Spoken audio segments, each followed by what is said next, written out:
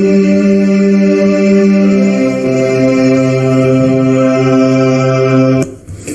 evening, wonderful people, great Biafrans, wherever you are on the face of this very planet. We welcome you to another exciting edition of our live presentation on this very day. Today is the 12th day, Wednesday, the 12th day of August in the year of our Most High Elohim 2020. The time now is precisely 4 minutes past 7 p.m. in the land of Biafra, and the same number of minutes past the top of the hour, regardless of where you are, where you're domiciled, where you live, your place of abode. Even those who are listening from their workplaces, we welcome each and every one of you. And as always, as I welcome you, I must also remind you to bring your pen and your paper with you, because this is the very finest university on the face of this very planet Earth. We are propagating the gospel of redemption, the gospel of hope, the gospel of restoration, the gospel of liberation, the gospel of independence, the gospel of enlightenment, the gospel that will take us from darkness into the light, the darkness that will never ever prevail over the lives of those who are called Umuchineke, the chosen children of the Most High. The work we are doing is divine. We have been mandated by heaven to restore this kingdom of God upon the face of this very earth. It doesn't matter what our enemy does. It doesn't matter how powerful we may presume they are. It doesn't matter how many they are. It doesn't matter whatever advantage they feel they have over us because we are from Africa. But we are chosen, and we can assure them that this very Biafra will represent the best last miracle on the face of this very earth. That is why we preach this very gospel without no fear, no favor. We are not going to retreat. We are not going to surrender. We are going to do all we can within our powers and Elohim willing to restore his kingdom, and that kingdom is Biafra. Good morning, good afternoon, good evening, and good night to some of you, as it is customary for us to say here, because there is no other radio station emanating from Africa that has the same reach as we possess. There are no other group of people who can boast of the coverage that we enjoy right across the face of this very earth. There are no other people that every race on this planet is willing and able to listen to, except Radio Biafra. Everywhere you go around the world right now, most places are at a standstill because they are listening to us. Because if you listen here, you would learn. My name is Nnamdi Kanu. I am the leader of the indigenous people of Biafra, the largest mass movement of its kind anywhere in the world. It is an honor and privilege to serve the people of Biafra. And I can tell you categorically, without mincing words, that Biafra is imminent. Very, very imminent. And it is an opportunity we are not going to allow to pass us by, because the appointed time has come. And Chukwukika Biama Elohim Adonai El Shaddai is in charge, and we must give him every glory and every praise. If you're listening on my page, you're welcome at Mazi Nnamdi Kanu. On Facebook, we are live, not minding all the shenanigans of Facebook. We continue to stream live and direct to the whole world. You can also listen to us via your television set. If you have a decoder, you can listen to us online as well. You can listen via Radio Biafra app. You can listen via tuning. You can listen via Simple Radio. You can listen via Sweet Radio app. You can listen via Radio Garden. And very, very soon, and I do hope on Sunday, we are also going to listen via IPOB app. It is out, and we will start the dissemination, or should I say, the distribution of the link tomorrow. I welcome each and every one of you. And as I do so, especially those who are listening via FM in Kanu, those who are listening via FM in Abuja and many other places, including Lagos, we welcome all of you this very evening. Do not forget your pen and your paper. And most importantly, we must give praise to the Most High and hand over all these very proceedings to Chukwokika. And we must pray. We must pray a prayer that David prayed in the Torah, in the book of Psalms, chapter 46. This is a prayer to reaffirm that God Almighty in heaven, Chukwokika Biama, Abase Tamono, Olisabinigwe is our refuge. Everything that we do, it is not because of any power that we possess. It is not because we are the most gifted, the most talented, the most intelligent. All that we do, all that we are today is as a result of the grace of the Almighty in heaven. And that same God of creation, the same God of Eri, that same God of the ancients is the God that we give every adoration to. I do not worship I don't worship any idol, because it is given that thou shalt have no other God before me. That is the irreducible truth upon which this very movement, a very unique kind that the world has never seen, is anchored upon. That is why we are formidable. That is why we are the children of the Most High. That is why we have the Midas touch. Anything we touch turns into gold. That is why this gospel must be preached uncompromisingly. Let us pray. For God in heaven, Almighty Creator, the ancients of the ancient, the maker of the heavens and the earth, you created everything that the mind of a living soul can imagine, but none created thee. That is why we say you are immortal, you are invisible, you are omnipotent. This very God that every generation who has ever had the grace of knowing thee have always testified to your goodness. That is the same God that we kneel and bow before. This God is our refuge and our strength, a very present help, even in this time of Janjaweed trouble, even in this time of Fulani rage and terrorism. Therefore we shall fear no evil. This IPOB shall fear no evil. Even if the whole world is against us, even if Britain intensifies their effort to crush this very light of hope in sub-Saharan Africa, even though they shake the mountains, even though the seas may rise, even though they may give all the weapons and ammunition to the Zoological Republic, no matter what they do, no matter how they ferment their rage, it doesn't matter to us. For God, Chukwokika Biama, is in the land of Biafra. We shall never ever be moved.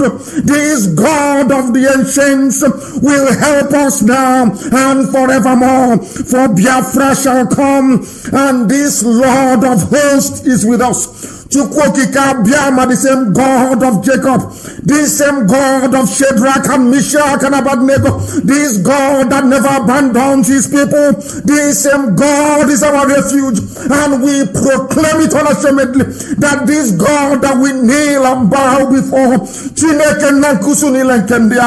we shall worship thee, for Biafra is your promise. Your word is yea and amen. Instead of your word not to come to pass, heaven and earth will cease to exist. Upon this very hope we anchor all our belief that Biafra shall come in our time, and we pray that it come this very year, that your glory may be made manifest in the lives of men, that we may kneel and bow before thee. Nyahan soro tutono nsoporo ne jamani wisiala chineke na nke pụrụ ihe niile ka otuto niile wee dịrị ya eze dị nsọ ugbu amawo mgbe niile ebighị ebi. Ise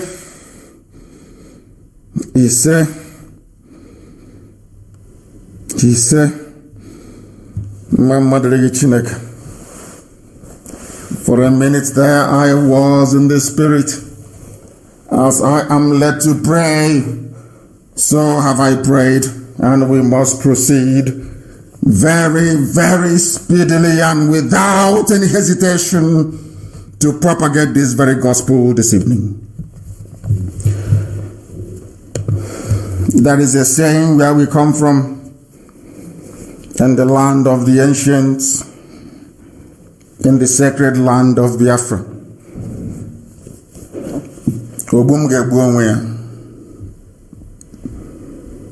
It means that those who have come to kill us will also kill themselves.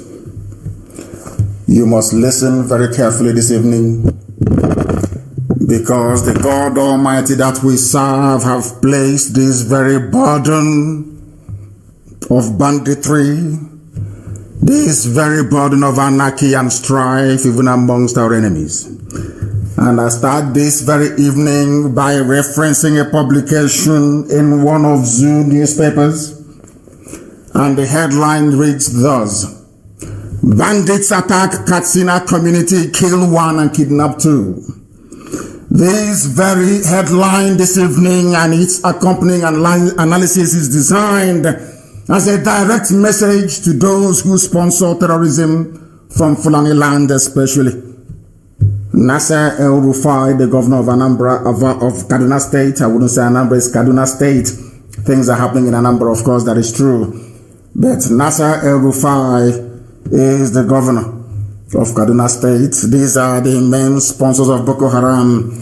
I saw a link that somebody posted earlier before I came on air. That link had it bold, loud and clear, that the Fulani governor of Kaduna State, El-Rufai, is the chief sponsor of Boko Haram right now as we speak, and every Janjaweed movement that you have in the zoo killing people. And they say that the dead Buhari, in whose name they are pillaging and looting the zoo dry, is from Katsina State rather. Today, bandits have attacked Katsina community as they've been attacking them from time. Some of you do not know that Katsina is a Hausa land, it is not Fulani land. Katsina belongs to Hausa people. And as I keep reminding us all the time, it was the stupidity of the Hausa people that allowed the Fulanis to come in and take over and establish their emirates across the whole of that part of the zoo. Today, they are paying the price for it. I am reading out this very news to warn Ohaneze, to warn Igbo governors, to warn any politician who may be harboring the intention of perhaps wittingly or unwittingly to advance the Fulani cause, which is the conquest of our land. I want to remind all those people, all of you, one after the other. As you can see, I'm speaking very, very calmly. I want to remind each and every one of you, if you're a politician, you're agitating for 2023 or 2096, as the case may be, for your presidency. For those of you who are talking up your prospects of belonging to a one zoo, one Nigeria, all of you should understand what is happening in Katsina today. We know that southern Kaduna is under siege, and also parts of the south, including Biafra land, is under siege as well. But I want to remind you that Katsina people are suffering, and I want to let the world understand, and most of these Efulefu politicians to also know this, that the Katsina communities that are suffering today are predominantly Hausa people. They thought that by giving their land, giving their soul, and being subservient to the Fulanis will save them. These attacks are not happening in southern Kaduna, they are happening in Katsina.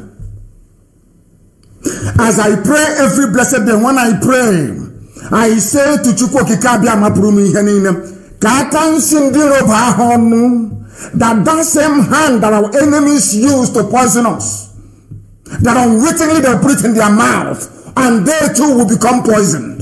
And that is what is happening in Katsina. The reason why what is happening in Katsina is very, very poignant indeed is this. These are Hausa people.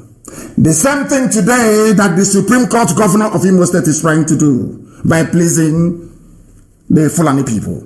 The same thing today that I understand what Juzo Kalu said, that he's going to fight for one Nigeria. Anybody can fight for one zoo. That is entirely their business.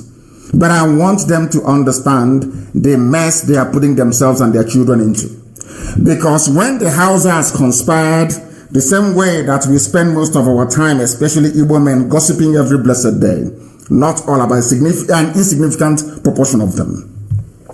The same way they spend their lives gossiping every blessed day was how Hausa people gossiped against their kings and their rulers, betrayed their people and gave their land to the Fulani, thinking that all will be well. I want to remind the whole world that even after nearly 200 years of having given their land to the Fulanis are still killing them in Katsina, because Katsina is Hausa land. I want every Efulefut, I want every saboteur, both those with feeding bottle and those who presiding over Nkwobi, I want them to understand this very clearly. I want you to know the consequences of your treachery. I want Ohanese to understand the foolishness of their utterances. I want them to know the implications. You want to hand over our land to Janjaweed the Fulani? Miyeti Allah. That is what all of you want to do. All of you criminals, all of you compromised idiots, all of you, some of you fathered by vandals during and after the war. I want some of you to understand that today, a Katsina community is under siege. Not one, not two, not three. Should I say communities in Katsina are under siege. And do you know why it's very, very interesting? It is interesting because Katsina is Hausa territory. There were no Fulanis in the geopolitical space that the British named Nigeria, until the Hausas allowed them to come in. The same way today in our land, there are no indigenous or traditional Fulani communities. But in Ebonyi State, Omahi is giving them land. They think we don't know all these things. In Abia State, Ojos Okalo gave them law Uku. And now Okezi Pazu is giving them Okwa. And I have all the videos. And as time goes on, I'll publish all of them. I want people to understand and reason. The essence of the lectures that we deliver here every day is for a black man to be able to reason properly. Because our problem is never white people. Nature was designed in such a way that the strong will always take advantage of the weak.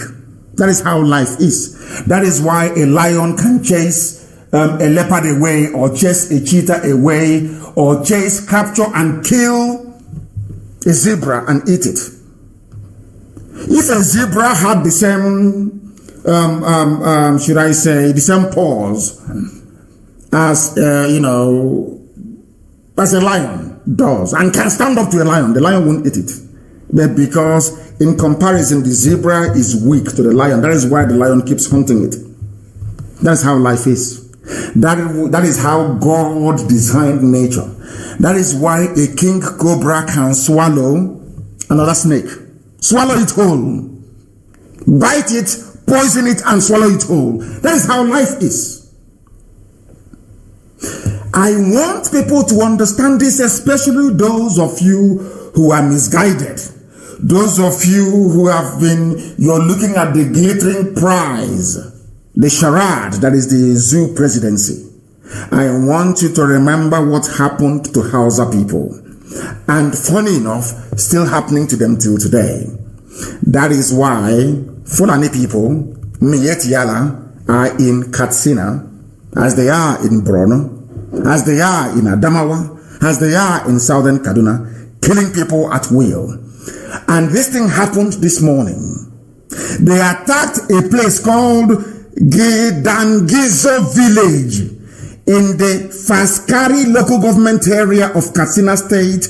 They shot dead one man called Nasiru Alilu, who is 37 years old. These criminals stormed Gidangizo on motorcycles at about 12:30 a.m. and ransacked houses in the village. Who are these people? These are the foreign mercenaries, the foreign terrorists that El Rufai said he paid them to stop the killing in southern Kaduna. They have gone elsewhere. Of course, they're still killing southern Kaduna, but they're also killing elsewhere. Because once you encourage evil, evil has a way of exponentially expanding out of the control of those that set them up. I want Fulani leaders to understand this as well. All of you importing terrorism into the zoo, these are the consequences. All of you condoning the evil that APC has become. All of you who have kept quiet as one mask wearer after another have bamboozled and deceived all of you because you are not discerning enough, because you're not understanding enough. These are the consequences of it. I must commend Ondo State Governor. I must commend the Oduduwa race for spectacularly launching Amotekun in, I think now it's Ondo State, yes. Is it Ogun? I'm not too sure. It is posted on my page. I want Ojus Okalo to understand this. I also want the Supreme Court Governor of Imo State, the ex-419, or should I say current 419, Hope Uzodinma, to understand this very well. I want Ohaneze to understand this, especially the idiot in Anambra that was talking rubbish. I am older than him and he's saying our children. I will knock him on the head if I catch him. He's a child talking rubbish. I want to let all these idiots understand one thing. That your acquiescence, your submission, your willingness to sell your people for the price of a political position or a contract or to be in the good books of the Fulani will backfire, not just on you, but on generations to come. Do you know one funny thing? When Hausa peasants were busy betraying their kings to Fulani emirs, they never knew that a day would come when Fulanis will attack Katsina.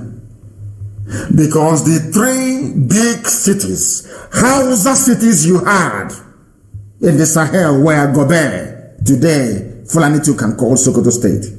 Another one is Kanu. Kanu is an ancient city. Another one is Katsina.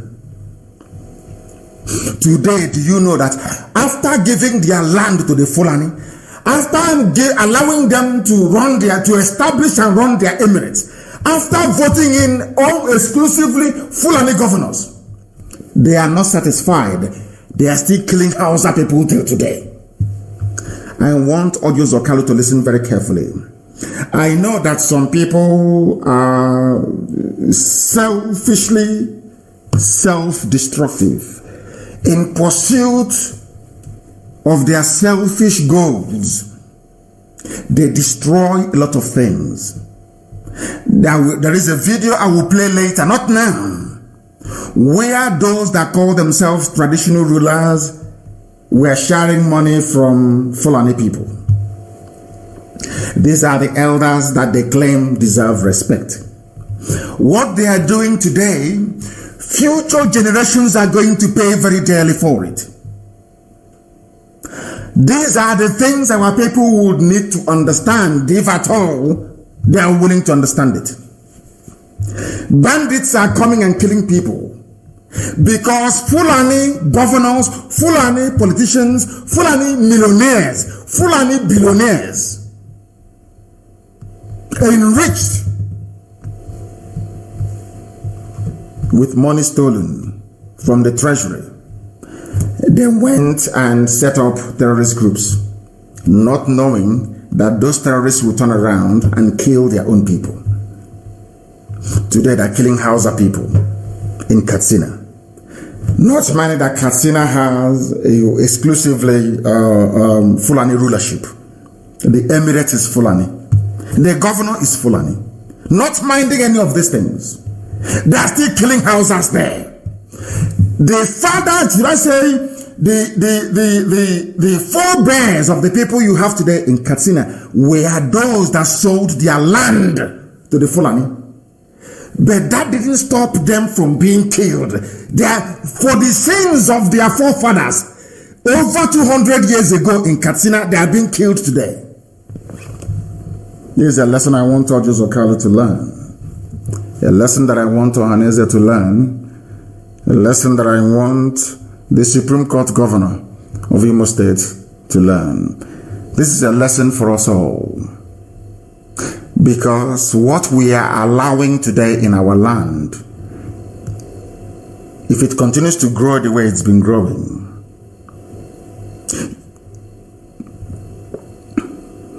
you see Ebonyi State, our children will be killed there in the future. You see Abia State, our children will be killed in Abia State in the future.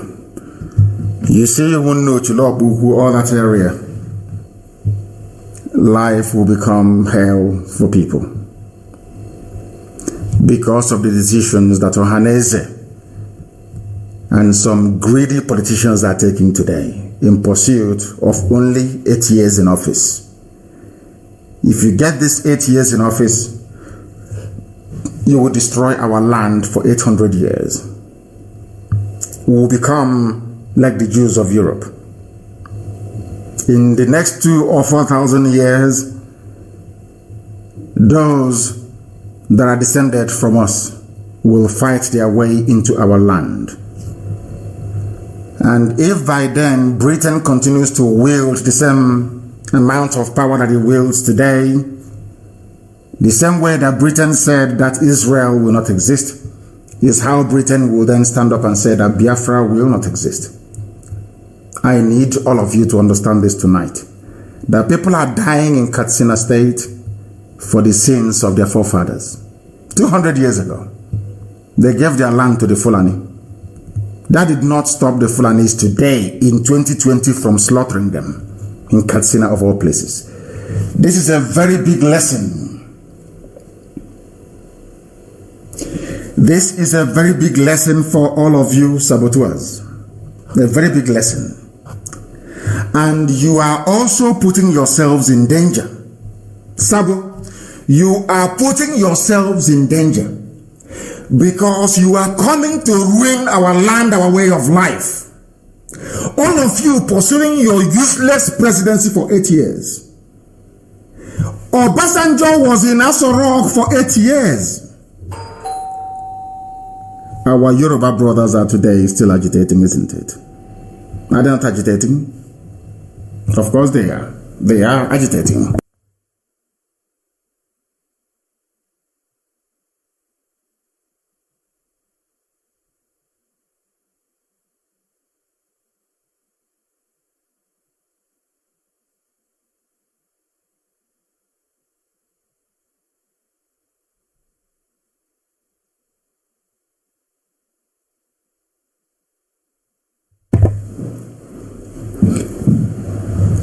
These are the things that I want our people to understand. That 8 years you're looking for today, the Yorubas had it. They had it for 8 years. And what became of them? Today they are agitating for the Duwa Republic. Today they are at the forefront of trying to return the zoo to the 1960 constitution of regionalism. 8 years did not do anything for them. Jonathan was in power for 6 years. What did he do for Biafra? Nothing. Today we are still agitating to have Biafra. All of them from the north that have been ruling for heaven knows how many years. What has happened? Absolutely nothing. People are dying even in Katsina today. What does that tell you? That giving you 8 years in office cannot solve any problem for you. It cannot do anything for you. We want to remind all of them, all of you who are clamoring and campaigning and talking rubbish about presidency and saying you don't want Biafra, or that you've been mandated to talk about one Nigeria. We want you to understand the damage that you're doing. All of you are behaving exactly like Azikiwe against the advice of Mazi Nnamdi Kanu. All of you are behaving like Ironsi, exactly the same thing they were telling Ironsi he wouldn't hear. They were talking to him, he would not hear. They begged him, he said no. Unitary system, one Nigeria. And he paid with his life. All of you don't know history, you don't study history, you know nothing, your brains are empty. All you're seeing is money. All you see is money. All you are after is money, power and influence. And let me ask you a very simple question. How many people can remember Jonathan's tenure in office? How many children today or adolescents can remember who Obasanjo is? I can assure you that not many people. These are the things that you need to factor in. Because we in IPOB, we sat down for many years. We considered all these permutations. We came to the conclusion that only freedom will suffice. Let everybody be on their own. And if they want to get together in the future, that's entirely their business. These are the things that the Fulefus must understand. And as we are preaching tonight, if nothing would move you, all of you Efulefus, all of you fools talking about one Nigeria, all of you yapping your rubbish every blessed day on the pages of newspapers, all of you talking garbage about presidency. Let us play. You've also, this clip went viral, it's everywhere. But I want to play this clip again for the benefit of those who are listening all over the world, especially those lecturers in Argentina and that very lovely white lady in Cologne. I want people all over the world to understand what somebody who has seen money-tested power sounds like today in the zoo. The former deputy governor of the Central Bank of the Zoological Republic, that the world may know, that the Fulefus may know, because there is something called expediency. Those things you're doing today, campaigning for zoo presidency, saying, oh, we are everywhere, we own shops, we own chemists and all that rubbish. The Jews had the same thing in Europe. It didn't stop them from being slaughtered. And as Mbakwe once said, a first fool is not a proper fool, is a second fool that is proper foolish. I think it goes somewhat like that. We were killed over 5 million before. The world never questioned. Nobody asked questions. Nobody stood trial. No tribunals were convened nor set up. Nobody was tried. Even the fool that killed over 5 million people, go on, is walking about today telling us to pray. Let me tell you something. If we make the mistake of falling into this trap of one Nigeria, one zoo, one presidency, I can categorically assure you that the next time they will kill over 10 million. And as long as Britain is there to protect them, the world will not set up any inquiry either. Only 150,000 people die. I'm not trying to diminish the lives lost in Rwandan genocide. There was an inquiry. People were killed in the Congo, there was an inquiry. People were killed in Bosnia-Herzegovina, in the Yugoslav war, there was an inquiry. People were killed in Cambodia under Pol Pot, there was an inquiry. The UN stepped in.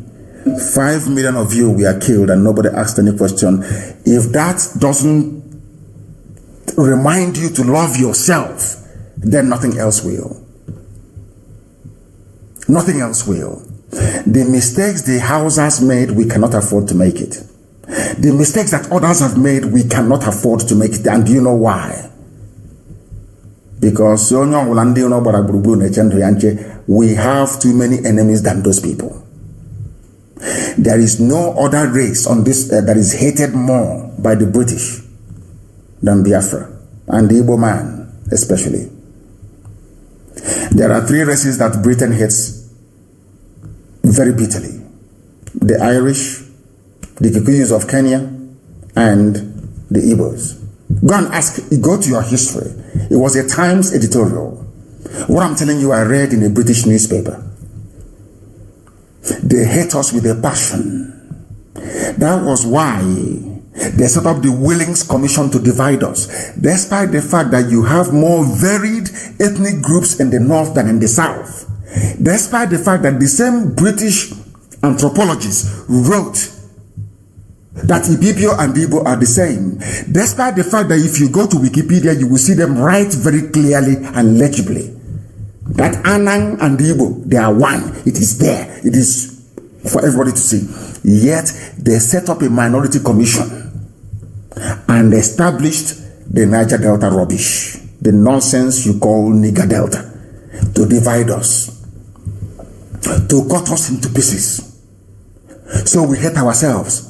But they went to the north. Nobody told you, all of you listening tonight, that there are more Christians in the north than Muslims. Are you aware of that? There are more Christians in the north. The same British defied the laws of geography, came down almost to the confluence of River Benue and Odumiri Obaro, that is the proper name. They call River Niger, and said the north starts from here. All of those things were engineered to hold us down because of what the British found in Enugu. Because of what the British, I'm not going to tell you what that thing is tonight. There was a treasure they found in Enugu. And that treasure reminded them that indeed these Biafran people are the chosen people of God. And Britain proceeded. They proceeded to make sure that the world will not hear about us. That the pyramids as in Sudan, the same dwarf pyramids you have in Egypt that we have in our land. Britain saw these things and they went crazy. They said, if we allow these people to emerge, if we allow them to stand as Biafra, light will come into Africa. And Britain swore over their dead body, will Biafra emerge. There is something that Britain doesn't know. I preached this gospel in the year 2015 and I'll preach it again tonight. You see, Britain will be taken over by Muslims. Write it down as I'm telling you now. Britain will divide. Scotland will go, Northern Ireland will go, and Wales will go. And you know the funniest thing? Britain will not know what is happening to them. I said to you, you will not know it is those bunch of niggers called Biafra. That is because of them that God will decimate Britain. You see that tiny Biafra, Britain, you see that tiny, inconsequential Biafra. You see that Biafra because they are black. They are nothing. They can be killed in their millions and nobody will care. I want to remind you, Britain, that because of that tiny Biafra, your land will be decimated. And foreigners will take over your land. Write it down tonight, 12th of August, 2020. When it happens, as I did with the clip I posted, that was yesterday. When it happens, I will play this clip. And I will say, do you remember? 12th of August of 2021, I said this. That's what's going to happen to you. Let us listen to what this man has to say. I want us to be very sober and to be in a reflective mood tonight to understand that there are some decisions you make or you take that will come in the future to bite you on the backside. Now, let me ask you this question. Do you know how many Fulani settlements there are in Enugu State? Do you know how many Fulani settlements there are around Nsukka? Do you know how many, acres, should I say hectares of land the Fulanis have taken over in Nsukka? Now, wouldn't it be nice to go back to Zeke's grave and dig out his body and show him what has become of his one Nigeria?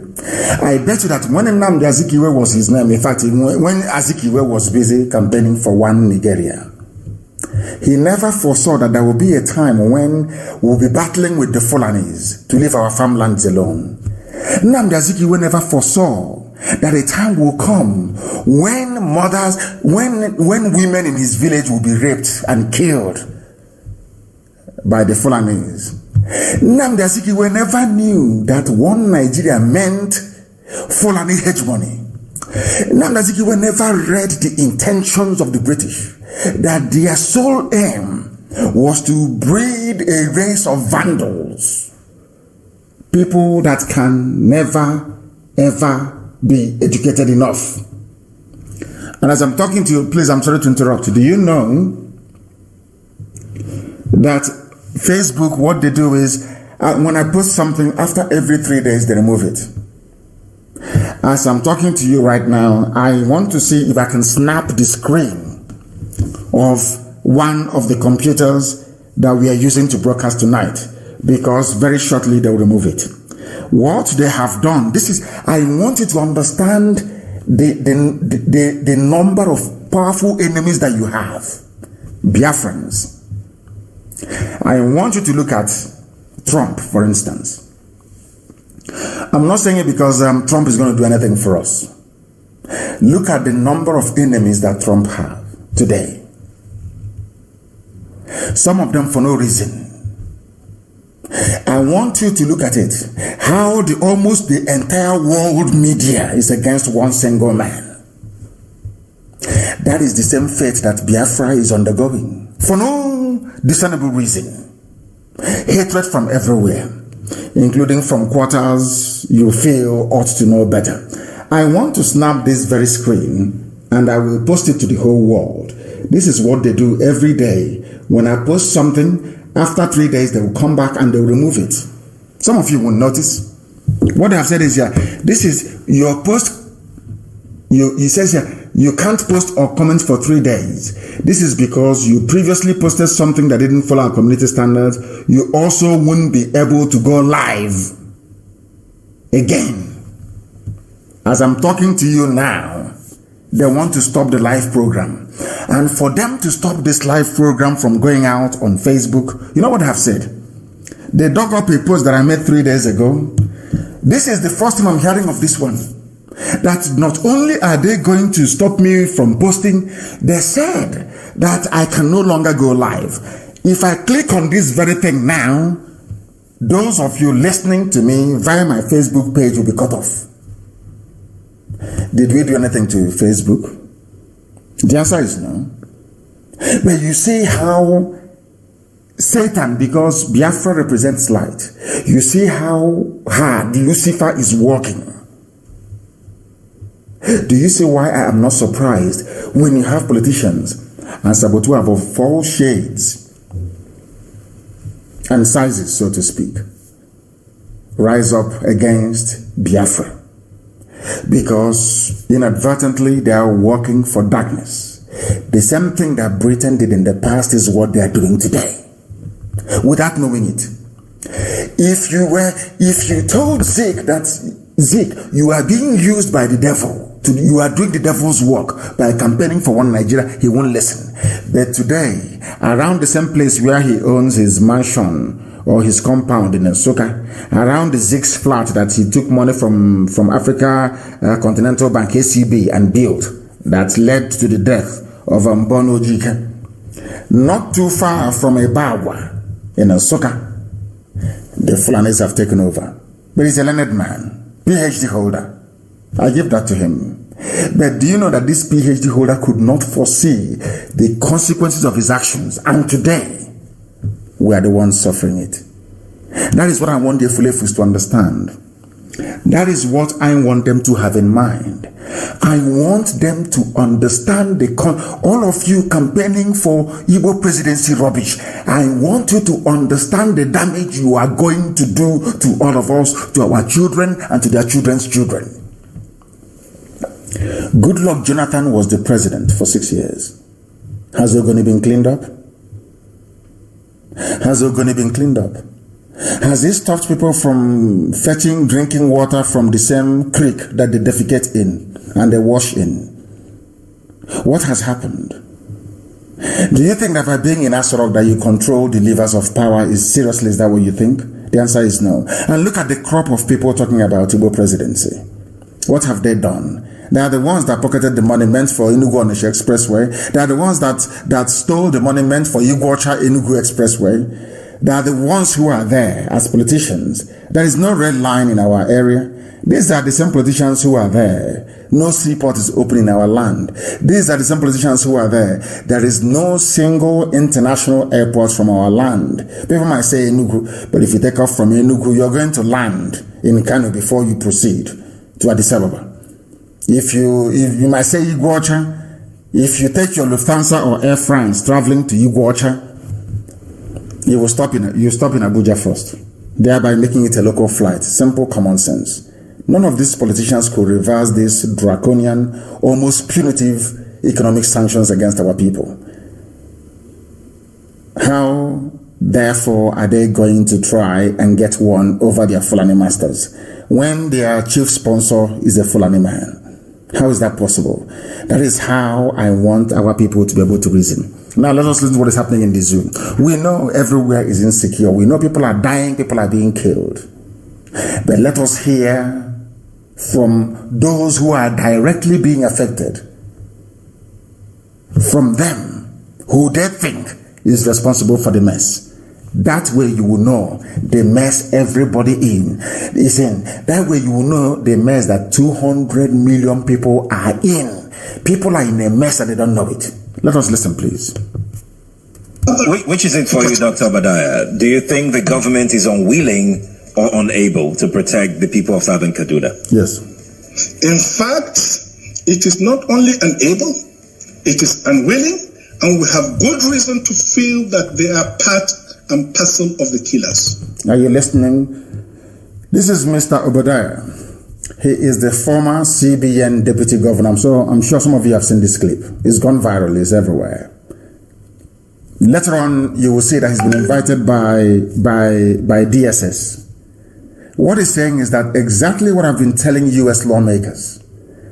I have been telling U.S. lawmakers that the government of the zoo, I call it the presidency because there is no president. These collection of Fulani criminals, that they are indeed the ones sponsoring terrorism. He is not a Biafran. He's from Middle Belt. They are the ones who are being killed. And he has opened his mouth to confirm it to the whole world. And in the same place where this very news is reverberating, which is in Abuja, the British High Commission is there. British intelligence services, they are there. U.S. Embassy is there.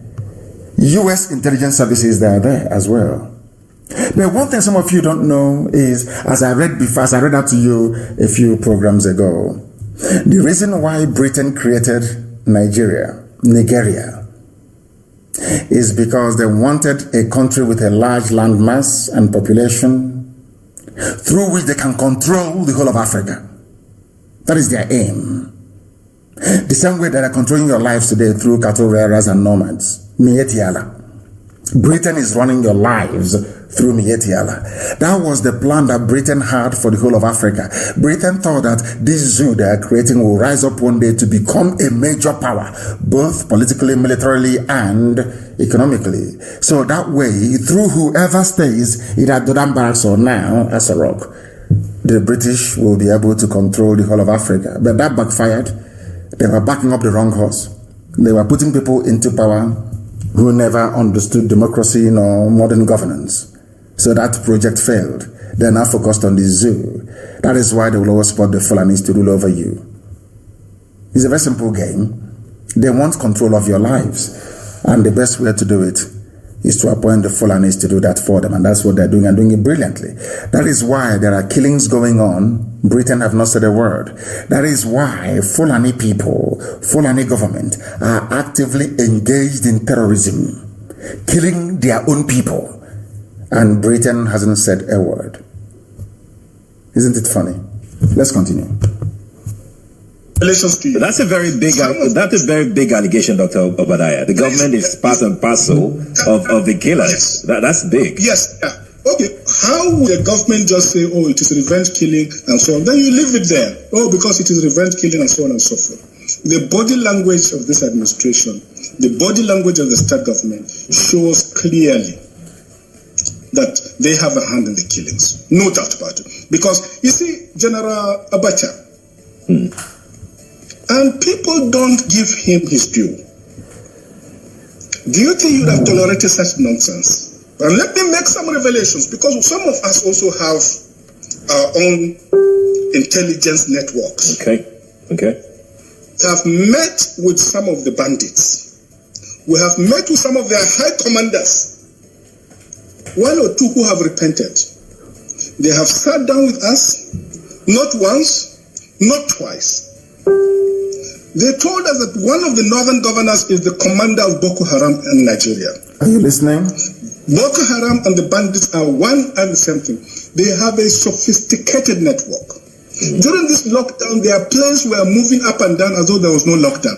Moving ammunitions, moving logistics, moving money, and distributing them in different parts of the country. They are already in the south, in the rainforest of the south. Are you listening? They're everywhere. They took... And which people have the rainforest in the south? Is it not Biafra? And parts of Oduduwa as well. During lockdown, they were moving the same thing I've been telling you. During the lockdown, they were moving people, moving the terrorists all over the place. All of you saw it. Some of you saw it. You saw them moving their terrorists all over the place. We kept warning you that these are terrorists. Did you hear Britain say anything? I made a post today, and I reminded Britain of the formation of Amoteku.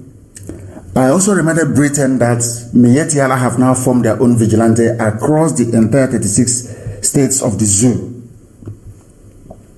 The day now we launch our own, Britain will be the one to now write US and tell them to please watch IPOB very well because they are trying to foment trouble. Others have done theirs, they've not said anything. This man is telling you something that should, had this happened anywhere else in the world, there will be pandemonium, there will be a raft of condemnations from UN, EU, everywhere. Ask yourself this question. Why is it that no matter what the Fulanis do in Asorok, there is no word of condemnation from the British? Have you ever asked yourself why?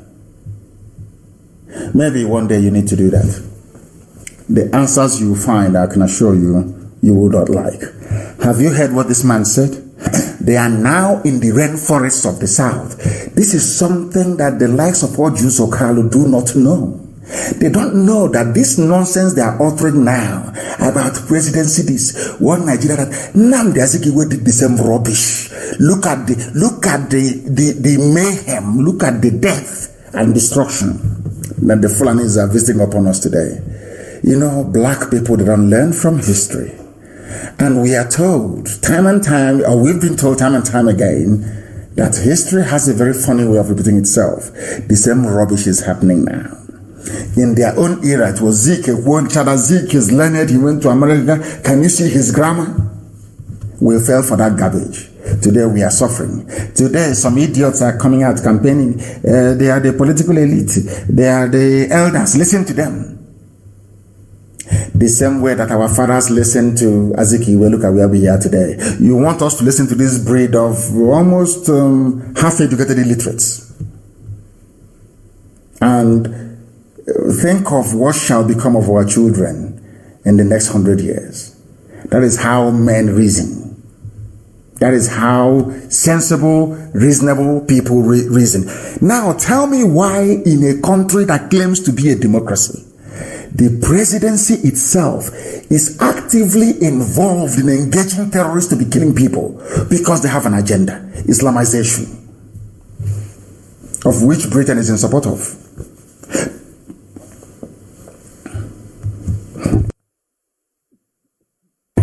Of which Britain is in support of. Let's listen again. Listen carefully. You live it there. Oh, because it is revenge killing and so on and so forth. The body language of this administration, the body language of the state government shows clearly that they have a hand in the killings. The government has a hand in it. Because, you see, General Abacha, and people don't give him his due. Do you think you'd have tolerated such nonsense? And let me make some revelations, because some of us also have our own intelligence networks. Okay. Have met with some of the bandits. We have met with some of their high commanders. one or two who have repented. They have sat down with us, not once, not twice. They told us that one of the northern governors is the commander of Boko Haram in Nigeria. That's El-Rufai. Boko Haram and the bandits are one and the same thing. They are the same They thing. have a sophisticated... The Boko Haram and bandits, they are the same. One specializes in killing civilians, the others are engaging the military. All of these things are Fulani plans to advance to the Atlantic Ocean. To secure the zoo called Nigeria. To secure the zoo called Nigeria for their children and their children's children. Everybody is saying it that they have failed. I want to read a news that have just been sent to me. So all of you listening to your so-called Southeast, South politicians, you are handing over your future, the future of your children, to cattle headers in Mietiala. If that is not the case, why would somebody, a respected governor like Autumn, say that we have failed Nigerians as leaders? They have all failed. These are failures. A sitting governor is saying that they are all failures. People who, now listen, I don't know how to explain this so people can understand this very clearly. Now listen. The people telling you about one Nigeria and Igbo presidency, they have been in power for a very long time. Since after the war, they are the group that the Fulanis groomed into leadership. Not grooming them to serve you, grooming them to serve their interests, to impoverish you, so we can all travel abroad in search of greener pastures, and we leave our homes open, so that we can no longer marry our daughters. Because most of our men who are outside are married to outsiders. Our daughters are at home, most of them are not, but they keep going to church and keep praying, but there is no husband. Because those who are supposed to marry them are all abroad, married to foreigners all over the place. I'm not blaming anybody for that. That was what the condition gave. People had to travel abroad to go and look for greener pastures. But in our thinking, in our psyche, because of course if you travel abroad, you need to marry a citizen of that place for you to harmonize your papers. That is true. Or you claim asylum, as the case may be. Now, what I'm asking you is this. Do you know that when people travel abroad to in search of greener pastures, we forget that back home we are creating a social disaster. There are now many of our sisters that nobody can marry. But when we are traveling abroad, we never think about it. When we are looking for green paper or asking for residency, we don't think about it. We marry foreigners, we marry outsiders. Our sisters, nobody marries them. Now you understand. These are what is called the unintended consequences of our actions. Tonight I'm telling you that the unintended consequences of the actions of these useless politicians talking rubbish about presidency, rubbish, in one Nigeria garbage.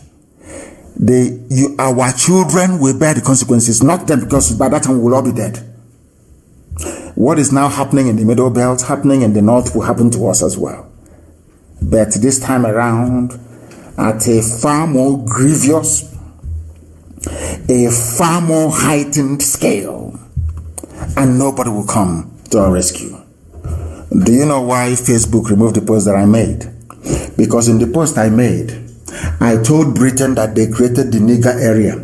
I said to Britain, today you can see what your Fulani pets are doing. You cannot talk. The day we rise up now to defend our land, I will bring you their submissions and their letters to UN, to EU, to everybody. They will be the first to say, oh, look at them, they've come again, secessionists. Biafra, they have come again. That's why Facebook said I should remove it. Facebook said I should remove it. In fact, they've removed it for me, not even that I should. And they have banned me. So I don't know if this very broadcast is still going. And I'm sure they will tell me. If this broadcast is not going through, I'm sure somebody somewhere will tell me. It is still ongoing on my page. These are the enemies you're facing. Very powerful, but you don't know. Their plan was to depopulate our land. Their plan is to keep sponsoring all these terrorists until we flee from our villages. Their plan is to take over our land. And I can assure you, no world power will come to our rescue, for the simple reason that one of the few good people left, which is the US president, he's under siege. Trump is under heavy siege from the left, everywhere he's being bombarded. Because he's doing the work of God. Look at where we are today. A man is telling you that the government of the country some of you pledge allegiance to is complicit in the murder of you. They are slaughtering all of you. And nobody wants to come out to protest en masse. Nothing is happening. Compare that to Lebanon, where ministers are resigning. People are out on the streets demonstrating in their millions. Compare that to your apathy as a black baboon in Africa. It is very clear. This man have said it all. What else do you want to hear from me? And the reason why I say that Governor Autumn is one of the few reasonable, sensible politicians in this zoo, because he calls it as it is. That is why I respect him. He says things the way they are. He said, allow responsible citizens to carry assault rifles. Only, can you believe that people are sick? Can you believe that in a country you claim is yours, Nigeria, only one group of people are allowed to carry AK-47 assault weapons? Who are they? Fulani Miyetti terrorists with their cattle. Every other person is not allowed to carry AK-47. Governor Autumn is saying, allow ordinary people to defend themselves, a sitting governor. The same thing I told the whole world in 2015, that they are coming. I told you they are coming.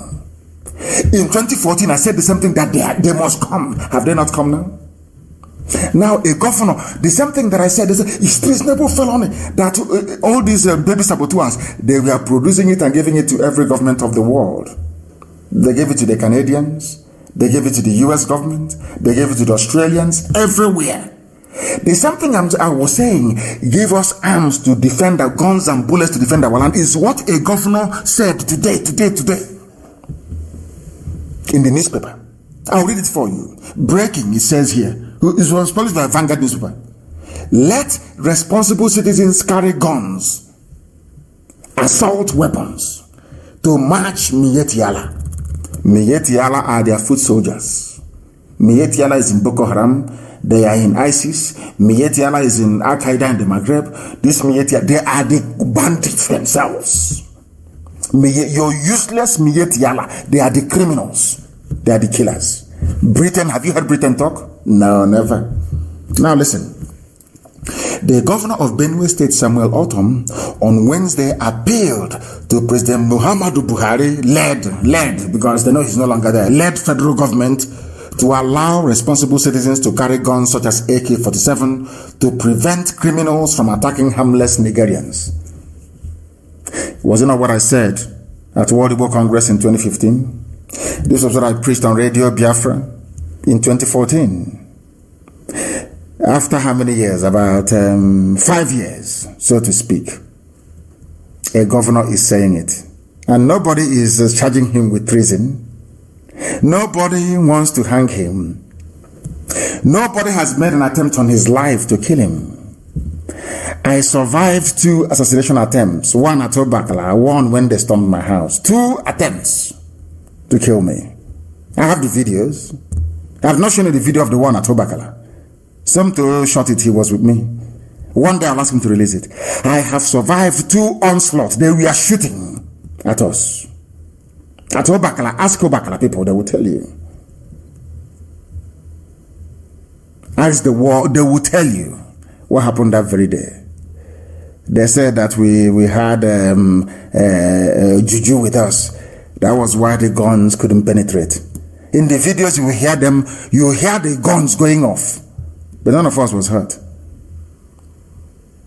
We escaped the assassination attempt 2 times.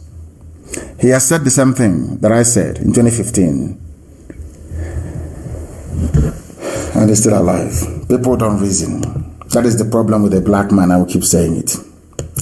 Let us leave what Autumn said. Autumn is a good man, the governor of Benue State. Let us go to the Catholic bishops. Are you going to accuse them of treason as well? Is Britain, are you going to accuse Catholic bishops of treason? The same Catholic bishops rose up and said, defend yourselves. Defend yourselves. All of you have seen you have read the news. Is that not correct? Defend yourselves. Catholic bishops have asked Nigerians to rise up and defend themselves against attack by bandits, headsmen, kidnappers, and other violent criminals across the country. Catholic archbishops. I said it before, at least Catholic archbishops or Catholic priests, they have a history of standing up for the rights of people. They have spoken. Pentecostalists, they won't say anything. They want tithe and offering. Catholic bishops have said it. What this Catholic bishop said in 2020, I said in 2014, 2015. Now tell me, have they committed treason? Have these bishops, Catholic bishops, have they committed treason? How can somebody be coming to kill you? They claim is from Mauritania, somebody from Mali, somebody from heaven knows where, coming to kill you. Because if you catch them and say, oh, they are foreign bandits, they are foreign terrorists, coming to kill you. Yes, somebody is telling you not to defend yourself. You listening to such a fool, are you not an idiot? You see, when I speak, they say I insult them. Tell me, people that exhibit this level of idiocy, why they shouldn't be entitled to insults. Nnamdi Kanu said it. You said, bring him, let's hang him, let's kill him. A governor have said the same thing that I said. Catholic archbishops are now saying it. Are you coming to me to apologize? Maybe one day they will apologize. Maybe. But I just want to let you know that what we see 5-10 years ahead, you cannot say it now. That is why everything we do always yield the right results at the right time. There are some things that we say on air. There are some things that I say to people. I tell them. They find it very confusing and baffling. They wonder, how is that possible? But one day it will happen. By the time in 2015 I was telling World Igbo Congress to give us guns and bullets, people thought I was crazy. They said he's a warmonger. He wants to start war. And I said to them that I have seen something you cannot see. They said, how? Are you a prophet? Are you a man of God? I said, I'm not. But I preach the gospel of Elohim. Chukwu Kikabiama gives me revelations, and I tell you, and they will come to pass. They said, no, it's not good enough. That thing I said 5-6 years ago, Catholic bishops are now saying it today. A sitting governor is now saying the same thing. What does that tell you about us? That we are very special. Very, very special, I assure you. We see things that others cannot see. And when I tell you that the zoo is gone, the zoo is gone. If I tell you that Biafra has come, Biafra, that is nothing. Let me tell you something. People, I said this last week. The reason why I said Biafra is the last miracle is because despite all the opposition against the emergence of Biafra, especially from Britain, Biafra will come. That still is a miracle. Not by what you and I are doing, but by the grace of Almighty God in heaven. Catholic bishops have told you, defend yourselves. Do you have AK-47 where you are now to defend yourself?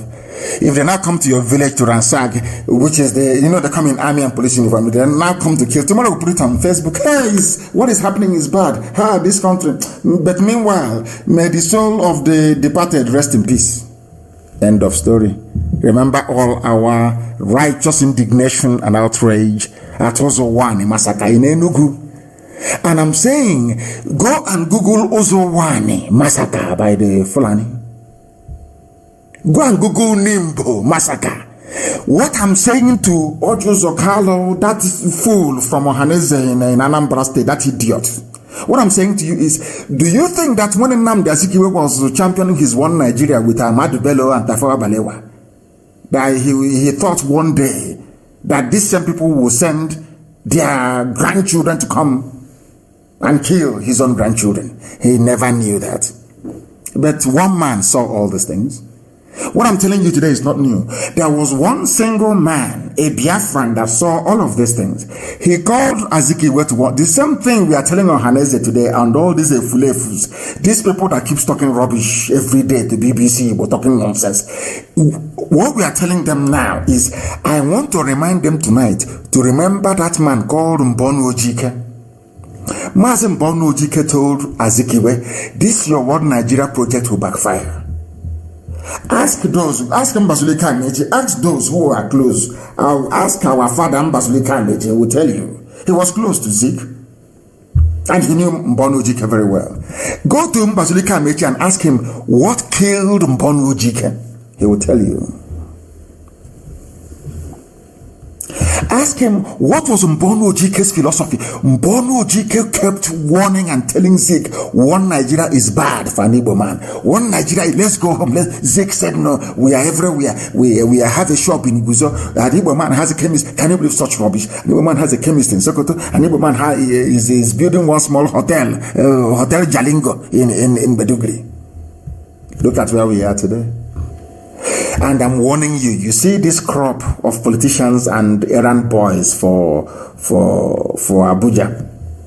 Some of you don't know, but I will tell you tonight. Do you know the reason why they insisted that Hope Uzodinma should be the governor of Imo State? You don't know, but I will tell you. You see, that is how the Fulanis think. The Fulanis, they think ahead. Fulanis knew that Imo State will produce the next Ohaneze President General. January 2021. To tell you how advanced they are, the Fulanis, in terms of their thinking. Because the Fulanis, they want to retain control over Igbo land. You know what the Fulanis did? They have Edwin Clark already in the Niger that is their house boy, is their errand boy. Edwin Clark was a front-line saboteur during the war. So South is sorted. Pandev is in their pocket. Do you know why they put Hope Uzodinma in power? I will tell you tonight. Because of Ohaneze PG, January 2021, it is the turn of Imo State to produce the next Ohaneze President General. And they know that it is the prerogative of the governor to nominate somebody and then cajole the rest of the governors to put that person in power. That was why they put Uzodinma there. Nothing more, nothing less. So you don't know. I'm telling you now. They knew. So they went from number 1 to number 4. What is important for the caliphate is not who occupies Douglas House. They want to determine who will come out as Ohaneze President General to continue the shambolic misguidance of our people. And they will get it. Because Uzodinma is there. He's not going anywhere. Until 2021, until they put Ohaneze PG, they will fly him now to Sokoto to go and sit on the floor in front of the Sultan. The idiot will come back and tell you he's Ohaneze PG. And all of you idiots, as usual, will be chanting, clapping, and dancing like the morons you are. Yet, nothing is happening in your land. No industries, no seaport, no international airport. The same garbage all over again. Because they want to hold you down. And they determine who governs you. They appoint your leaders for you. You have no choice. But next year will be different. The next Ohaneze to PG to emerge will be a different story altogether. The Fulanis will be shocked. That I can assure you. Now, after the Catholic bishops must have said what they have said, there is a conclusion this night, we have known this before, that even the world, those who update Wikipedia, they know that the zoo is a failed state. They know the zoo is a failed state. I'm telling you this at 17 minutes past. The top of the hour, wherever you are, to know it's live. Wikipedia have listed Nigeria as a failed state in the list of failed countries. As I mentioned, that is to tell everybody listens to Radio Biafra, as I mentioned many weeks ago. Now, it is a failed state.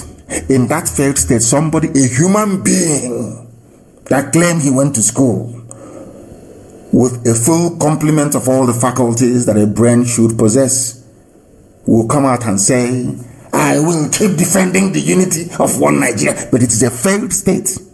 People are dying in Katsina. A former deputy governor of the central bank is telling you that the government themselves are the ones sponsoring terrorism. People are dying in your village. Fulanis are taking over your land. Your mothers are being raped. Your daughters being cut into pieces. It doesn't touch you. What matters to you is position. Let me go and control the budget and steal even more money. Do you see why the bunch of people you have are all failed leaders? Failed, completely failed. The only thing that gave honor and pride to our people is not IPOB. Without IPOB, which other honor do they have? They have nothing. And they're standing on that IPOB to be talking rubbish. You want presidency. The same rubbish Azikiwe did, presidency. The same nonsense Ironsi did, the presidency. Where are we today? You people you don't reason. Don't reason very well. I feel ashamed for you people. You are in a failed state. A state that the whole world, even UN, recognizes as a failed state. You're yapping rubbish. Talking absolute garbage. Nonsense upon nonsense. Complete failed state. And you have no... Are we shut down? They said we've been shut. Is that possible? I don't think so. Pastor Jack is saying that but I can see that Facebook is on. It's not been shut down. If it's shut down, I'm sure that Chinasa, Maka, and all the rest of them, and Madabubu, they will text to let me know. I think that please confirm that the Facebook is still on, because I have this thing here on the screen. I can't see it because I'm afraid that if I click on this very thing, that they will take the whole thing down. So I don't want to touch anything at all. So I need confirmation, please, that we are still live and direct on Facebook. Now, listen to the problem of our people. Why we cannot reason like human beings, I have no idea. Our mandate is Igbo presidency, not Biafra. Ohaneze chief. You know this Ohaneze people. You try to rehabilitate them. You try to teach them. You try to lecture them. You try to get them to reason like people who are involved in, should I say, socio-cultural development of their people, and all the time they refuse. Imagine the type of comment coming from the mouth of somebody who says he's Ohaneze chief. Because we gave them the leeway, because we spoke to them, because we said we'll be nice to them. Can you see the nonsense coming out of their mouth? Unguarded utterances. When it was the time of the Yorubas, when they wanted to agitate, using OPC and the rest to agitate, did any Yoruba politician come out and say, we don't want to do what we want is a Yoruba presidency? You see how foolish people are. When I say that, they say, I don't want to insult anybody in Ohaneze, but you see how daft they are. I'm asking you a simple question.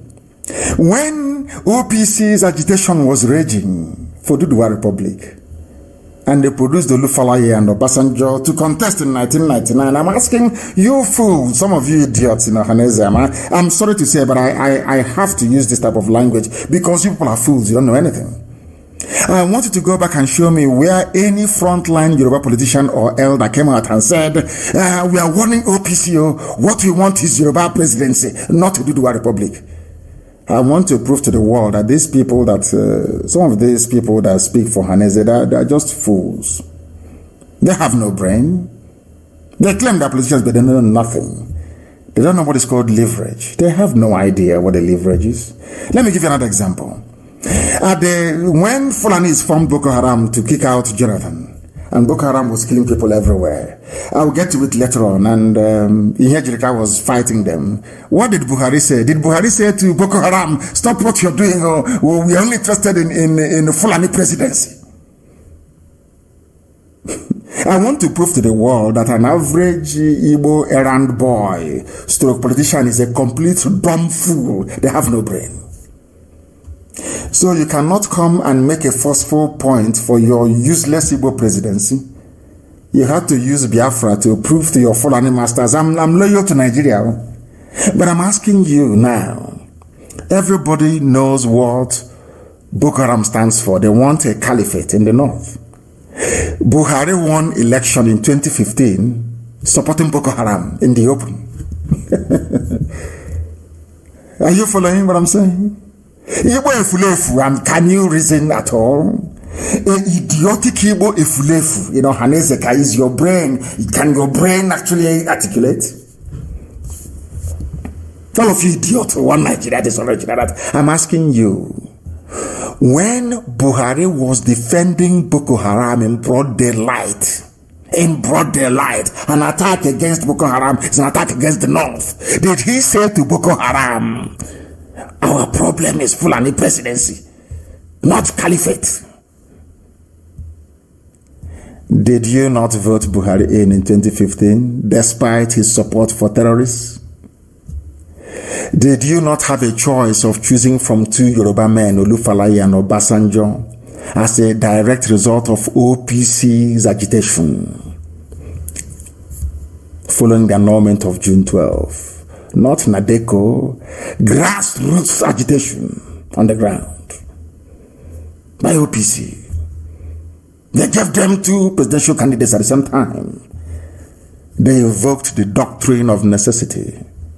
But a typical useless, daft, Igbo idiot politician with no brain. You think by attacking Biafra that the Fulanis will give you Igbo presidency? See how foolish they are. I've been able to prove it to you, how daft you are. I want you to go back and get me any condemnation of Boko Haram pre-2015 from Buhari. None. He was supporting them. I'll read it for you later. When you tell this people that, we are elders, the elders of their brains are empty. They know nothing. They were all groomed by Fulani people. Fulani brought them out.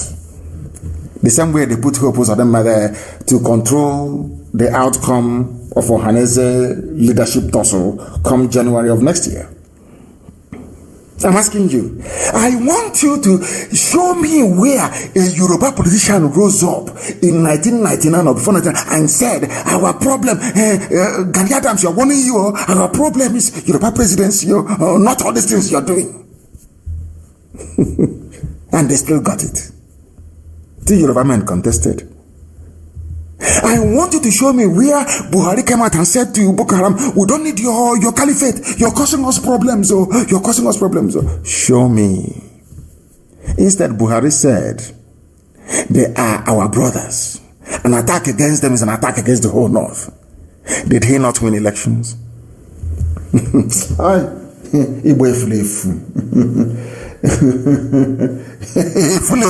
They know nothing. Yapping rubbish. One Nigeria. We want one Nigeria. I will defend one Nigeria till I die. People talking rubbish. Our mandate is Igbo presidency, not Biafra. Ohaneze chief. Because we made the mistake of talking to them. Have you seen? You see their lives? You see how they behave?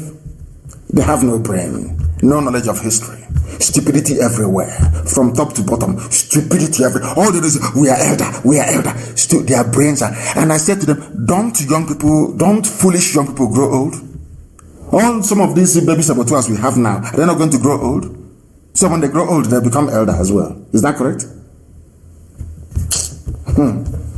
We are preaching the gospel of redemption, please. Live and direct. Live and direct. And the Vanguard newspaper today rushed and published it. Igbo elites have turned down on Nnamdi Kanu's rhetorics to achieve restructured Nigeria. Only Igbo politicians, or should I say Biafran politicians, they are the only ones that think that attacking their own people will advance their goal. When I came out, I attacked the enemy, the Zoo state. Fulani Janjaweedism. But some of this, do you see how they groom their baby saboteurs to follow after them? A slave life. They never attacked the Fulani Janjaweed. They never attacked what is happening in the zoo. It is Nnamdi Kanu's rhetoric. So by speaking this way, you want Fulani to love you and embrace you. So what you're saying to Fulani is that we are prepared to sacrifice Nnamdi Kanu to you, as they have done on 2 occasions. We can kill him for you if you want. If that is what they're saying in effect, is that if IPOB and Nnamdi Kanu is the reason why you cannot give us presidency, we'll leave it, promise us anything, we'll kill them for you. That's what they're saying. Do you see the saboteur mindset of an Igbo man? Sabo to the core, to the bone marrow. Do you see what they are doing to themselves? Do you see, when we speak now, they say, oh, please don't insult them. But do you see how they're insulting themselves every day? I ask them a simple question, and I don't want any, write it down. If you see any Efulefu, including this idiot, I don't know his name, any Efulefu, ask the Efulefu. Throughout the agitation of OPC, I want you to show me where a Yoruba man came out on a national newspaper and said, OPC, stop this thing you're doing, or what we want is Yoruba presidency. I said, show me one article. Again, show me an article that says that they don't condemn Boko Haram. What we want is northern presidency, not caliphate. Show me one article. You will see none. Do you know the funniest thing?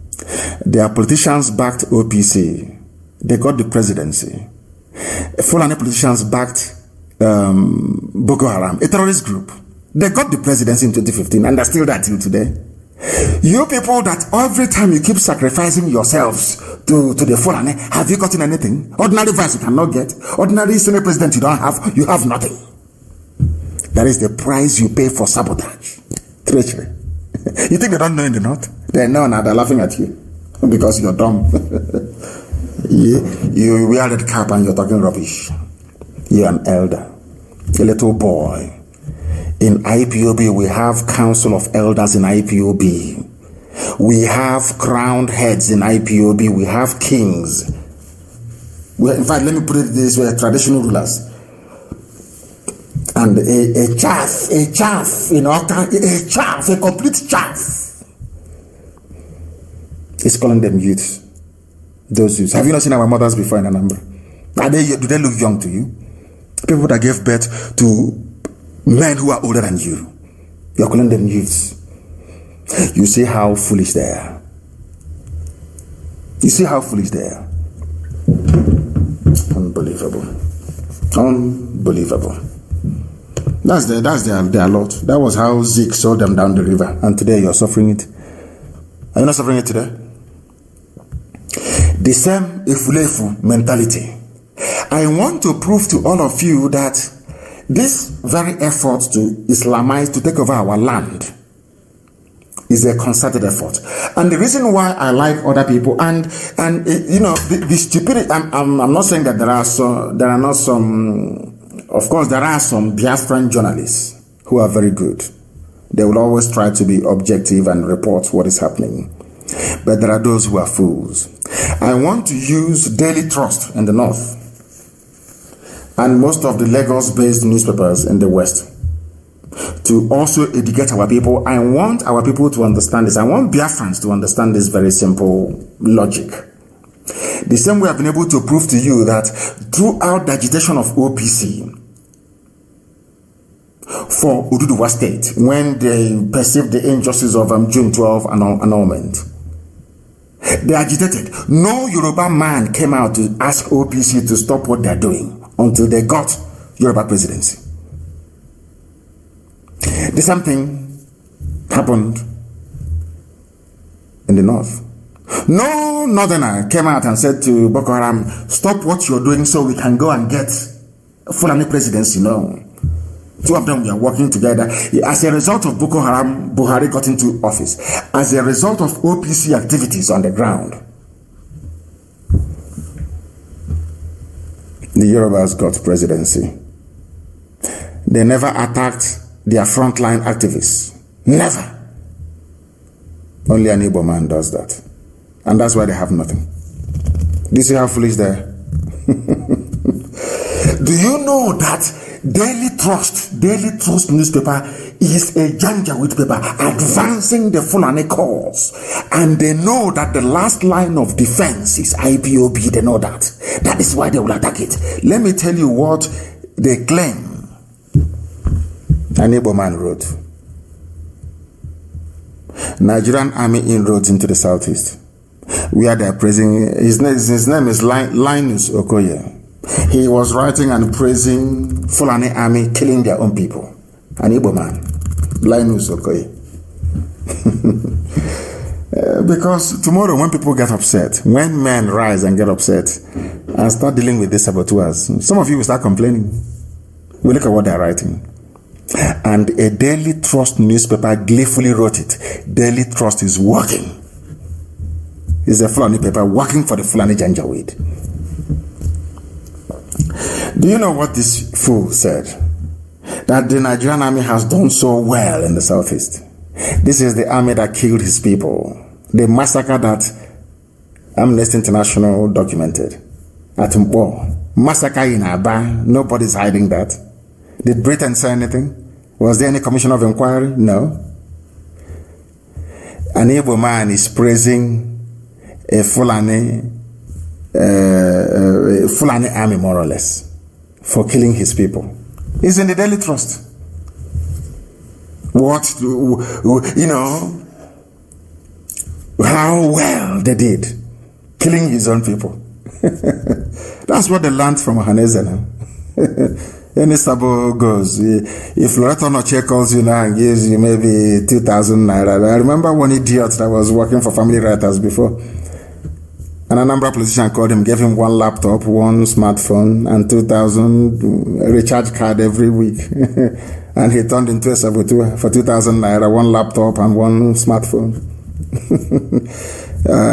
Talk less of this one. Who knows what they must have promised? Maybe as assistant to assistant PA on media to one idiot in Abuja, and he wrote for Daily Trust. If you go up and say, no people man write this. They are saying Burata is doing very well, killing his people. What they learned from Ohaneze. Because you see goat, when goat gives birth to a baby goat, when mother goat is eating yam, baby goat is watching the mother goat eat yam. One day baby goat will go and taste yam as well. That's what I'm saying is that, in effect, is that what Ohaneze has been able to do is to entrench a culture of betrayal and deceit into the mentality of an Igbo man. Because they can see that betrayal pays. If I betray my people, Abuja will give me something. So why don't I betray? That's what they're now doing. So it is now in our bone marrow. Betrayal. That's why somebody wrote this. His name is Linus Okoye. Praising somebody for killing his people. Whereas the man that they claim that running the zoo in his name, Buhari, when he Hejrika bombed Boko Haram hideouts, he was screaming until they removed the Hejrika. You see how an Igbo man behaves. Very foolish. Very, very foolish indeed. Very sad. That's the way they are. You can't change them. But IPOB is here. And very soon the result will be out. You know how, do you see how miraculous, our God is? When I launched BSS, they said because of BSS we are coming to kill you. The same thing that was launched in 2017, they came to kill me. Our Yoruba brothers have launched it. Even terrorists, Mieti Allah, have launched their own. The same thing I said in 2014, 2015, arm yourselves. Today, Catholic bishops, governors are now saying it, go and arm yourselves. We are always one step ahead of our enemies. Luckily for us now, the Yorubas have launched their own. The terrorist group, Fulani terrorists, have launched theirs, Mieti Allah. We are the only ones left. And we are coming, we are coming. We are coming now. It's only a matter of time. We are coming. We are coming and the world will see it. Now let me see who is going to write. Because once they write their petition, these professional petition writers, once they write now, can you see, Nnamdi Kanu has raised an army. I will simply send pictures of Amoteku and newspaper cuttings of Mieti Allah to every diplomatic mission in the world to say that what we are doing is no different from what others have done, you see. Do you know those who are going to fight us? The same governors you have because they were put there by Fulani men. Fulani will call them and say, what are you doing? Are you there? But in their own place, they are funding bandits and terrorists. But in your own land, that IPOB is coming to defend you. They ask you to sabotage them. And you come out and you're talking rubbish. As usual. As usual. That tells you all you need to know. That tells you all you need to know. And this evening, I just want the world to have an insight into the brain of those that claim they are leading our people on the ground in Biafra land, be they in politics or in socio-cultural groups like Ohaneze. Uzodinma petitions the National Judicial Council, I think that's what it's called, NJC, the AGF, his Fulani Masters, over Supreme Court Governor tag by the PDP. That was yesterday. He wrote to them saying, PDP are calling me Supreme Court Governor. And the question tonight, are you not Supreme Court Governor? Who made you governor? Did Imo people vote for you? The answer is no. How did you emerge governor? You went to Supreme Court. And, it is what, another thing that I find distressingly baffling is this. How we all forget so easily. They went to Supreme Court. Supreme Court tabulated the number of votes cast. And it is more than what INEC submitted. And that was how he emerged as the governor. Supreme Court sat down and said, let's make him governor. Some of you thought is the Fulani Caliphate. They want Uzodinma or their pet, their stooge, to give them an Ohaneze PG that is loyal to them, even more loyal than the present one you have. That's why they put this ex-criminal there. 419 in Lagos. He was the secretary of 419ers in Lagos. He was a professional scammer, a thief. He will write letter and tell you, come and buy, or we want to sell airport or land to you, and they scam you. These are the type of leaders you have. This is the type of person who emerged, that they chose a criminal they know is a rogue to be Imo State governor. and Ohaneze visited him, solidarity visit. No honor, no dignity, no discipline.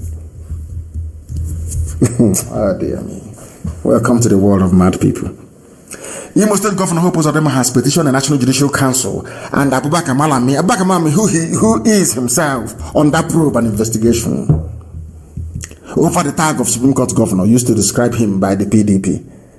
Hope Uzodinma, who brought you out, is not Supreme Court. Not only did the Supreme Court bring him out, this Supreme Court, full of monkeys with horse wig on their head, they sat down. Number of voters in Imo State was 850,000. Supreme Court conjured up 935,000. And the simple question was, or is, where did you get the extra votes from? They don't know. Is INEC not your umpire or electoral referee set up by an act of parliament? Yes. If I want to know the number of people that cast their votes to put in that terrorist sponsor, El Rufai in Kaduna, who do I go to? I go to INEC, not to Supreme Court. So Supreme Court, who did you go to determine the number of votes cast in Imo State? Nobody. Even INEC was raising their hand to speak in court. They said, no, sit down. This bunch of fools sat down and decided to award votes to Hope Uzodinma. That was how he emerged, courtesy of Supreme Court. And nobody will stop. Everybody will keep calling him Supreme Court Governor until he leaves that place. Our people don't know it's a slap on the faces of all Biafran people. You don't know that? A very dirty slap.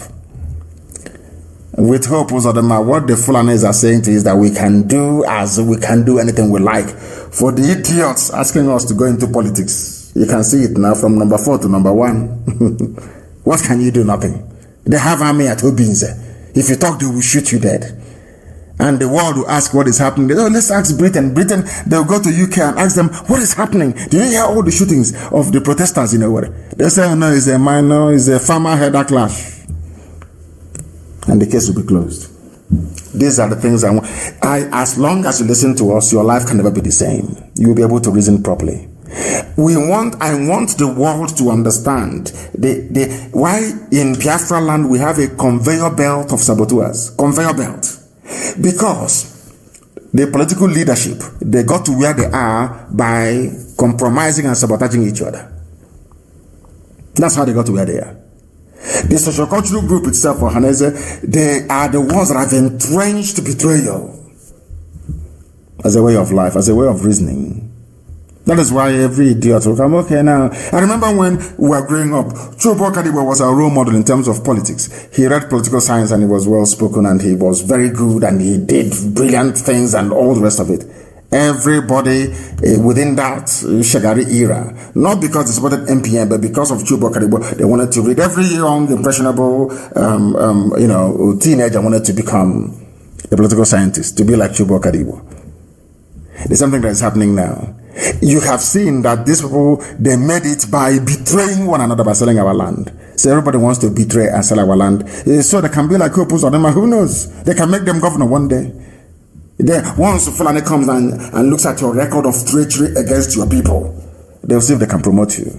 That's why you have endless supply of saboteurs every blessed day. But of course, everything, and very soon, result of born and very soon, the world will hear about them. Very, very soon. They'll be shamed very soon. You will hear about them. We are IPOB. We are the largest mass movement on this earth, bar none. When we march, the earth vibrates. The largest in the whole world. And that is why our enemies are afraid of us. He is the Supreme Court governor, and that remains his name forever and ever because they appointed him. With what is happening in southern Kaduna, what is happening in Katsina, what is happening in the rainforest, as this very good man put it, the former deputy governor of the CBN, what is now very clear is that there is a genocidal war going on. In the midst of the genocidal war, the Fulanis have come to Nimbo, they have come to Ozowani, they have come to Oka, they have come everywhere, they are settling in our land by force. Somebody will rise up from the same land where people are crying, where women are saying we cannot go to the farm anymore. Our mothers in Ngwa, they are protesting every blessed day. That's their land, they can no longer go to the farm. And somebody from there, a so-called politician will rise up and say, I'm fighting for one Nigeria. Unbelievable. They have prepared and are not taking anything for granted, the Fulani Janjaweed. Their mission is very clear and nothing will stand between them and accomplishing their goal. Our people always fail to understand that Islam will always expand. It's a natural phenomenon. It will always expand. It can never stand still. There are good Islamic scholars. There are good people who are in Islam. I've engaged some of them in discussions. There are good people. Because somebody's religion is something very private. It's between you and your God. Anything you want to worship is entirely up to you. But the Fulanis have used this religion to deceive the Hausa people and conquered them. They used it to deceive the Gwari people, the Nupe people, convinced everybody, conquered them all the way to Egala land. Do you understand? And they're still using it till today. And it will not wash with IPOB. And we are saying to them, to the whole world concerned, we are very intelligent. We have scientists who can make things happen. And as I said, in the not too distant future, the result will be there for all to see. We don't care what you say. I don't give a damn what you're going to say. I don't give a toss. You know us, not the way we operate. We don't give a damn what the world will say. The Biafra must stand. If you ask me to stay in the zoo, that means you want me to be Islamized by force against my will, and that will not happen. It won't happen. And as I keep saying, there is nothing I have said before that we've not done. And when I tell that Biafra is coming, it's coming. It doesn't matter what our enemy is. It doesn't matter. Instead, all of us will die there. I'm saying it in the open. Cut out this clip and send it to diplomats as they normally do. Cut it out. And as you're cutting it out, you also know we are doing our own. All those things you said about Boko Haram, all those things that El Rufai did, paying killers, all those things, we are also supplying them. We know you bribed them. We know that the diplomatic community in the zoo, they are corrupt. We know that you pay diplomats. Once they come to the zoo, you give them $1 million each to start with as a welcome package, so they can be sending false reports back to their home nations. We know that for sure. But we're not going to tell you that Biafra is truly the last miracle on this earth. No matter what you do, you can't stop Biafra from coming. None of the Efulefus, all these idiots talking rubbish, nonsense. We want presidency, this, president. All of you, when the chips are down, you will run. You will go to Katsina and do your presidency there. Mad people everywhere. You people are sick in the brain. You are the only ones who think you can climb the grisly pole of political patronage by disparaging your own people. How foolish. Now listen, they are coming. And they will not stop until they conquer all of you. You know that it's the same way will come from when they are carrying somebody else's corpse. You don't feel it. Once that person is not your relative, you don't feel anything until it happens to you. And always have, if you've learned nothing tonight, have this at the back of your mind. All the one Nigeria garbage that Azikiwe played, where did it get us to? To tell you how much they hate us. To tell you how much Britain and the Fulani, how much Britain has turned the brain of the Fulani to hate. Once they see a Biafran, if they see an Igbo man, it is pure hatred. Is this? The day that I realized that Ojukwu never seceded.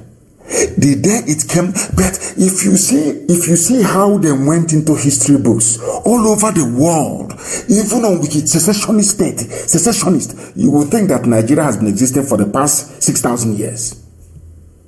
Nobody took time to say, but these people have been existing before you created your Nigeria. Nobody said that Ojukwu went to Aburi and negotiated a confederation with Gowon. Nobody said it. Nobody wrote and said Ojukwu stayed in Enugu and said, no, I will not go back to join a one unitary Nigeria. On Aburi I stand. They never said that, which was restructuring.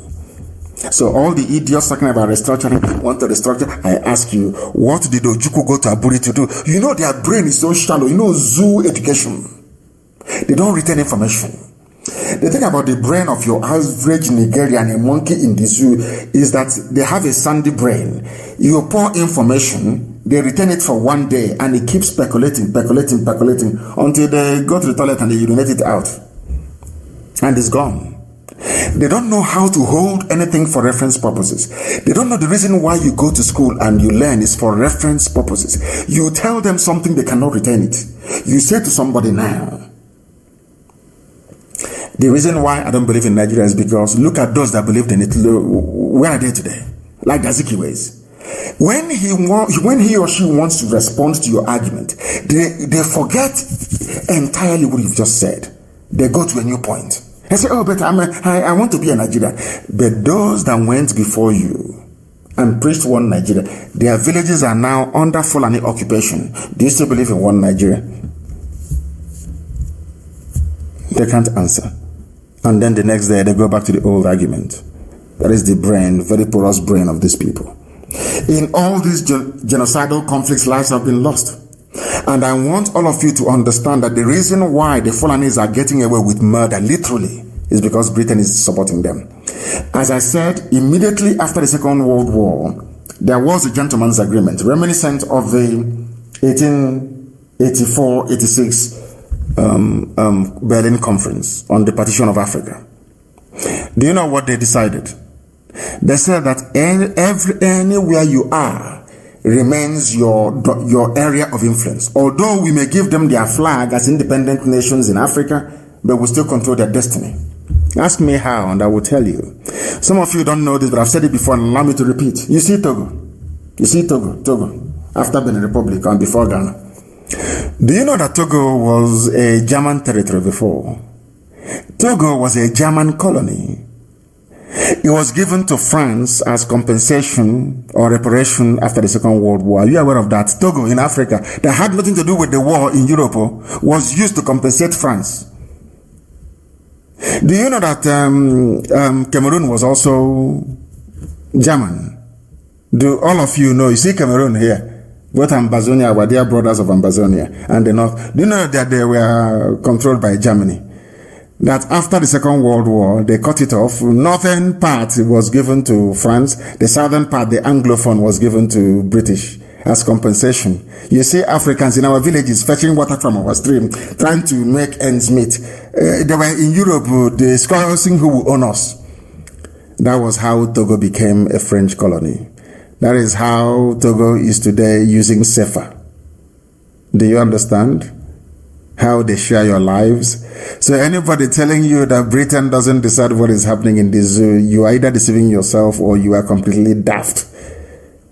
They still see Nigeria as British territory till tomorrow morning. You cannot do anything there without going to Britain first. Why is it then, why therefore is it difficult for all the French West Africa to break away from CFA? Break away now, let's see. You can talk, you can do all your meetings you like, but France is controlling you, and so shall it be. Because you're niggers from Africa, you have no direct control over your lives. You sold your future, your fathers betrayed you, all of you. You are properties of the Europeans. This is called neo-colonialism. You are nothing. That is why in the zoo, the Fulanis can kill everybody. Because the first person you defer to is UK High Commission in Abuja. You ask them what is going on, and they'll say it's nothing. It's just a minor clash here and there. And they continue to enslave you. You see how your life is? The life of a nigger is very, very hard, isn't it? Defend yourselves against them. That is the talk. But if I say defend yourselves, they say Nnamdi Kanu is a terrorist. But Boko Haram and Miyetti Allah, who are the ones, the bandits killing people, no one has gone for ex parte motion, asking for them to be tagged the terrorist group. All of you are there, 200 million people, as foolish as ever, mopishly looking, looking. Bandits are killing you. Nobody has gone to court to say, let us label them a terrorist group. But an unarmed group asking you to defend yourselves, all of you were there, IPOB was tagged the terrorist group by the Fulani. Do you see such hypocrisy and such double standards? Let me play this for you so you understand it. You understand what the Fulanis are doing. This man called Mailafia is called the former central bank governor. DSS invited him, but the same DSS has never invited Miyetti Allah leader for going and saying that the Benue belongs to them, that they will kill and take over the people's land. They have never invited Miyetti Allah leader. Britain is there. DSS is because they are Fulani. Everybody is Fulani. Miyetti Allah is a Fulani terrorist group. Nobody has ever invited them. And all of you wake up in the morning, I want to defend Nigeria. I will defend Nigeria. When I look at, I say to myself, but the Europeans, these are the people to experiment with. They're looking for guinea pigs to test COVID-19 vaccine and all the rest of the stupid drugs you make. You look, there are enough black people who are so foolish that all they are good for is for laboratory experiment. I'm telling you the truth. Let us listen to this preacher, Prophet Isa El-Buba Sadiq. I didn't ask you to listen to anybody else from IPOB. Listen to this man. I am playing for you people who are not Biafrans. These are people who that Britain gave to the Fulani, calling them North. Any day you realize what Britain came to do, you will know. Do you know that Britain came, and do you know that the creation of Nigeria itself is a direct project of Satan? Do you know that the reason why that place was named Nigeria? Nigeria means nigger area, black area, darkness, poverty, backwardness, satanic. That's the meaning of it. Do you know why they named it Nigeria? Was because we are the children of light, because of Biafrans. Are you aware? Do you know the reason why they named that place Nigeria, a place of darkness, was because we represent the light? Do you see why we love Ojukwu so much? Ojukwu himself doesn't even know what he came to do. I don't think he knows. He thought it was just an accident. You know, people were killed in the north and he went back home and declared Biafra. No.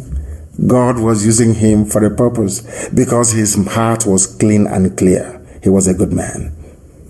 Our eternal leader was a good man.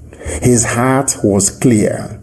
God saw something in him and used him at that time to announce his kingdom to come. And they all went after him. That thing Ojukwu saw 50 years ago is now happening, isn't it? Because we are blessed. Britain created Nigeria because of us. They have come. Satan sent them to extinguish the light, and that light is Biafra. That was why they named the place darkness. And empowered the Fulani so much. The Fulani has no job in life. For the British, suppress Biafra, keep them down, kill them, massacre them, jail them, do anything you like. We are here, we are Britain, we'll defend you anywhere in the world. That's what's been happening.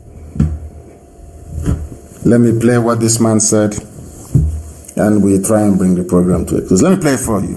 There are many things to cover, but I'm sure on Friday morning we'll go through them. Listen. The question I want to ask, yes, has the Nigerian constitution denied any Nigerian of self-defense? Still on self-defense, so. You remember that thing I said in Los Angeles, they said Nnamdi Kanu is looking for war. Bring him, hang him, treasonable felony.